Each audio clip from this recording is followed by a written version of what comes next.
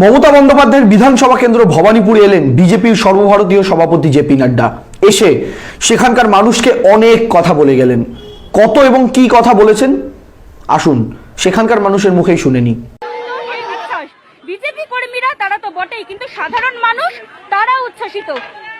কেমন লাগছে? এত হাসছেন। খুব ভালো। কি বললেন? কি কথা হলো? কথা কিছু বলেননি, উনি শুধু বললে ঠিক আছে, মাথা নেড়েছে, উনি কিছু কথা বলেন। কথা কিছু বলেননি, উনি শুধু বললে ঠিক আছে, মাথা নেড়েছে, উনি কিছু কথা বলেন। ভাবতে পারছেন, দিল্লি থেকে উড়ে এসেছিলেন মমতা বন্দ্যোপাধ্যায়ের ভবানীপুর কেন্দ্রের বিধানসভা কেন্দ্রে সাধারণ মানুষের সাথে ভিজিট করতে, এবং সেখানে সাধারণ মানুষের সাথে কথা বলতে গিয়ে তিনি শুধুমাত্র ঠিক আছে বলে বাড়ি চলে গিয়েছেন। কথা কিছু বলেননি, উনি শুধু বললে ঠিক আছে, মাথা নেড়েছে, উনি কিছু কথা বলেন। অসাধারণ ব্যাপার না? আচ্ছা, সেখানে তো তিনি গিয়েছেন, ভাবলেন মমতা বন্দ্যোপাধ্যায়কে হারিয়ে দেবেন তার কেন্দ্রে গিয়ে। তো উনি ফিরে যাওয়ার পর ওই এলাকার মানুষ একজন কাকিমার মুখেরই বক্তব্য শুনেনি তাদের ঠিক কতটা আনন্দ হয়েছে যে জেপি নাড্ডা আসার পরে। দেখুন। দিদি এক মিনিট বলেন। আর কিছু বলার নেই। আর কিছু বলার নেই। কেন এটা কেন হলো? কেন হলো এটা? এই গলিতে তো এরকম তো করা উচিতই হয়নি। এই গলিতে তো এরকম তো করা উচিতই হয়নি। সবাই এসেছে আমার এখানেই।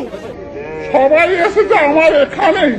কিন্তু বিজেপি সর্বভারতীয় সভাপতি আপনাদের বাড়িতে আসছেন, এটাও তো একটা বিষয়। ওইটা বিষয় মানে ওনার সাথে আমাদের দেখা হলো না, কথা হলো না, কি বলবো নাকি? আমাদের তো কোনো সমস্যা উনি শুনলেন না, উনি অনেক ঠাকুরের মতো এলেন আর গেলেন। ওনার সাথে আমাদের দেখা হলো না, কথা হলো না, কি বলবো নাকি? আমাদের তো কোনো সমস্যা উনি শুনলেন না, উনি অনেক ঠাকুরের মতো এলেন আর গেলেন। সেটা কথা হলো। এটার জন্য বাইরে একটা ওনাকে জায়গা করা দরকার ছিল, যেখানে সাধারণ মানুষ গিয়ে ওনার সাথে কথা বলবে, তবে তো উনি বুঝবে আমাদের কি সমস্যা। ভিড়ের জন্য কি এটা নিয়ন্ত্রণ করতে হবে? ভিড়ের জন্যই তো এইগুলো হয়েছে। উপরন্ত আমাদের বস্তির লোকের অর্ধেক জিনিস ক্ষতি করে দিয়ে চলে গেল। উপরন্ত আমাদের বস্তির লোকের অর্ধেক জিনিস ক্ষতি করে দিয়ে চলে গেল। আমাদের বস্তির লোকের অর্ধেক জিনিস ক্ষতি করে দিয়ে চলে গেল। আমাদের বস্তির লোকের অর্ধেক জিনিস ক্ষতি করে দিয়ে চলে গেল। অর্থাৎ হেলে দুলে দুলিয়ে কোমর এলেন জেপি নাড্ডা। হেলে দুলে দুলিয়ে কোমর এলেন জেপি নাড্ডা, ভবানীপুরের বস্তিটাকে বানিয়ে গেলেন গাড্ডা। উপরন্ত আমাদের বস্তির লোকের অর্ধেক জিনিস ক্ষতি করে দিয়ে চলে গেল। এটাই তো মানে দাঁড়ালো এই মুহূর্তে, বস্তিটাকে উল্টে ভেঙে দিয়ে চলে গেলেন। এই জন্য আমরা বলি বাংলার রাজনীতিতে বহিরাগতদের দাপট কেমন হওয়া উচিত নয়। এই যে জেপি নাড্ডা এলেন, ইনি ভবানীপুরকেও চেনেন না, বাংলাকেও চেনেন না, এলেন শুধুমাত্র ছবি তোলার জন্য। ঠিক যেমন অমিত শাহ এসেছিলেন, গিলে কুটে খেয়ে দিয়ে চলে গেলেন। ইনিও এলেন, এসে ছবি তোলার জন্য ঢুকলেন বস্তিতে, কিন্তু ওইটুকুনি বস্তির মধ্যে এত লোকের ভিড় নিয়ে ঢুকলেন, বস্তিটাকে ভেঙে চুরে দিয়ে বাড়ি চলে গেলেন। এখন ওই বস্তিতে একটা ভোট বাড়া তো দূরের কথা, বিজেপির যদি 100টা ভোট থেকে থাকতো তার আর 10টা ভোট ওই বস্তি থেকে পাবেন না। এই অবস্থা ওখানে হয়ে গেল। মমতা বন্দ্যোপাধ্যায় কি করেন? তিনিও গ্রামে গ্রামে যান, মাটির দাওয়ায় বসে মানুষের সমস্যার কথা শোনেন। আর জেপি নাড্ডা ঠিক আছে বলে বাড়ি চলে যান। কথা কিছু বলেননি, উনি শুধু বললে ঠিক আছে, মাথা নেড়েছে, উনি কিছু কথা বলেন। অমিত শাহের পরে এলেন বিজেপি সর্বভারতীয় সভাপতি জেপি নাড্ডা। অমিত শাহ ঘুরলেন দক্ষিণেশ্বর মন্দির, জেপি নাড্ডা গেলেন কালীঘাট। দক্ষিণেশ্বরে দিদি অলরেডি স্কাইওয়াক বানিয়ে ফেলেছেন, এবার কালীঘাট মন্দিরও দিদি স্কাইওয়াক বানাবেন, তার খুঁটি পোতার কাজ অলরেডি হয়ে গেছে, সেটা জেপি নাড্ডা সচক্ষে দেখে গেলেন। জেপি নাড্ডা কলকাতা ঘুরলেন, তার পাশ দিয়ে বেরিয়ে চলে গেল দিদির নতুন আনা কলকাতার বুকে নামানো দোতলা বাস। জেপি নাড্ডা ঝকঝকে রাস্তার উপর দিয়ে আমার বিশ্বাস রাজারহাট নিউ টাউনের ঝুলন্ত রেস্তোরাঁর তলা দিয়ে গেলেন। আমার বিশ্বাস ইকো পার্কের পাশ দিয়ে তারই বিজেপির রাজ্য সভাপতি দিলীপ ঘোষকে পাইচারি করতে দেখতে দেখতে দিদি তৈরি করে ইকো পার্কের পাশ দিয়ে গেলেন, এবং গিয়ে ভবানীপুরের বস্তিতে উঠলেন। ভবানীপুরের বস্তিতে ওঠার পর সেখানকার মানুষের সর্বনাশ করলেন। তারপরে কালীঘাট মন্দিরে মা কালীকে পুজো দিতে দিতে বললেন, মা গো, এই মহিলা যে কাজ করেছে তাকে হারাতে পারবো তো?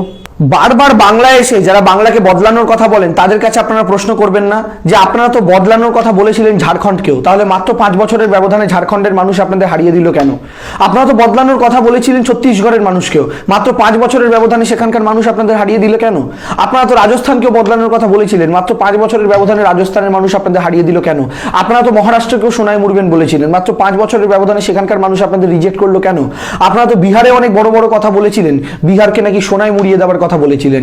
যে লোকসভা নির্বাচনে বিজেপি প্রায় 223টা আসনে লিড নিয়েছিল, তারা কি করে এবার 125টা আসনে নেমে গেল, প্রায় 100টার কাছাকাছি আসন হারালো এক বছরের মধ্যে? আপনারা প্রশ্ন করবেন না, যে যে রাজ্যগুলোতে মানুষ বিজেপিকে সুযোগ দিয়েছে সেই রাজ্যগুলোতে কেন 5 বছরের মাথাতেই মানুষ ছুঁড়ে ফেলে দিয়েছে এবং বিরোধী দলকে সেখানে জিতিয়েছে? তার মানে যে রাজ্য সরকারই বিজেপি ক্ষমতায় আসার চেষ্টা করুক না কেন, সেই রাজ্যে তারা ক্ষমতায় আসার আগে সেখানকার মানুষকেও বলেন আমরা সোনার রাজ্য করে দেব। সেখানকার মানুষ ভোট দেওয়ার পরে দেখেন যেইটুকুনি লোহার রাজ্যটাও ছিল সেটাকেও তামা এবং ব্রোঞ্জ এবং সোনা রূপো ইত্যাদি বানানো তো দূরের কথা, উল্টে জং ধরা লোহার বানিয়ে দিয়ে চলে গিয়েছে। জেপি নাড্ডার নির্দেশে তো বিজেপির কর্মীরা মানুষের বাড়িতে বাড়িতে যাচ্ছেন, মানুষের বাড়িতে বাড়িতে লিফলেট নিয়ে যাচ্ছেন। বিজেপির জেপি নাড্ডার কাছে আবেদন করব তাদের কর্মীদের এই উত্তরটা অবশ্যই যেন তারা জেনে রেখে মানুষের বাড়িতে বাড়িতে যান, যে মানুষ কিন্তু এই প্রশ্নটা করবেন যে মানুষকে কেন 50 টাকা কিলো দাম দিয়ে আলু কিনতে হচ্ছে, মানুষকে কেন প্রায় 60 টাকা কিলো দাম দিয়ে পেঁয়াজ কিনতে হচ্ছে, এবং কেন নরেন্দ্র মোদী ঘোষণা করার পরেও গ্যাসের ভর্তুকির টাকাটা মানুষের ব্যাংক অ্যাকাউন্টে ঠিকঠাক ঢুকছে না। কারো 5 টাকা, কারো 10 টাকা, কারো ঢোকা বন্ধ হয়ে গেছে। এটা কেন এই চিটিংবাজি করা হলো মানুষের সাথে? এই প্রশ্ন কিন্তু মানুষ আপনাদের দুয়ারে দুয়ারে করবে, কারণ আপনাদের আনা নতুন এসেনশিয়াল কমোডিটিস অ্যাক্টের জন্য আজকে জিনিসপত্রের দাম ঊর্ধ্বমুখী। জবাবটা কিন্তু রেডি রাখবেন স্যার, না হলে আজকে শুধু ভবানীপুরে শুনেছেন, এরপরে বাংলার যে প্রান্তে যাবেন সেই প্রান্তেই মানুষ বলবে এই কাকিমার মতো। উপরন্ত আমাদের বস্তির লোকের অর্ধেক জিনিস ক্ষতি করে দিয়ে চলে গেল। উপরন্ত আমাদের বস্তির লোকের অর্ধেক জিনিস ক্ষতি করে দিয়ে চলে গেল।